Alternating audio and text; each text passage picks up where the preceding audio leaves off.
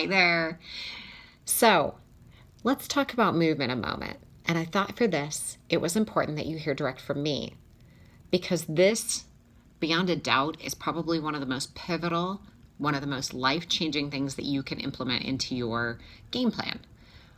I kind of take my mornings out now, and I wake up extra early, and I set aside that time for silence.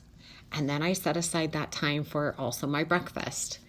And then I have my workout. And for me, that's my movement. I absolutely have to have a full-blown workout every morning.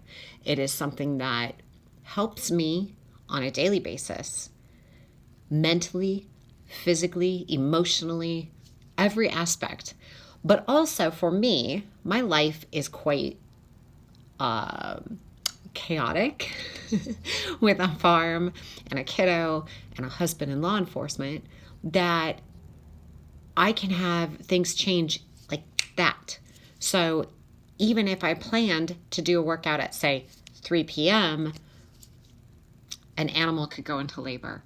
My husband could be involved in something that requires me to get to him really fast.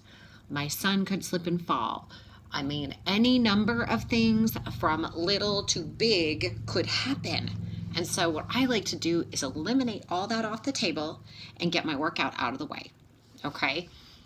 Now, that is essential, and it's taken time for that to become essential for me, but it has become essential for me. So I set that time aside. So let's talk about movement for you. Movement for you can be as small as 10, 15 minutes. Okay? It could be going for a walk. It could be walking the dog.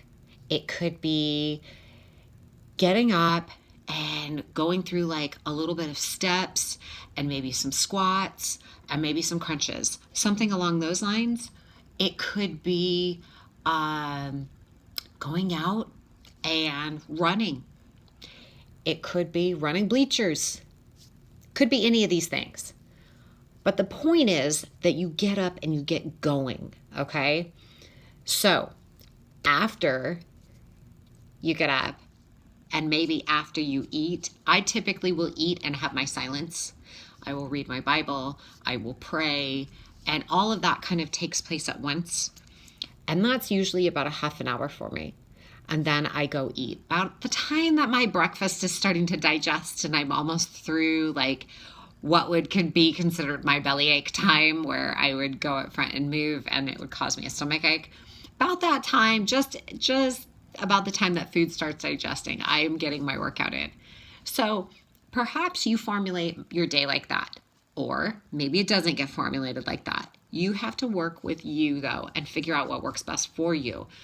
But getting up and doing some movement, 10 to 15 minutes at least a day, okay? Sometimes it's sun salutations, sometimes it's yoga. Whatever that is for you, you got to find your mojo and you got to stick with it. Yours might be a full-blown workout, so you might be going 20 to 45 minutes a day. There are some days that I'm going 45 minutes. There are some days that I'm going like 15, okay? But whatever your jam, you got to find it. And you got to find and carve out that time in your day, specifically the morning.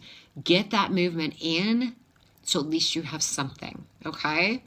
So I want to hear what your plan is. And I want you to comment below and let me know what kind of a plan you are considering.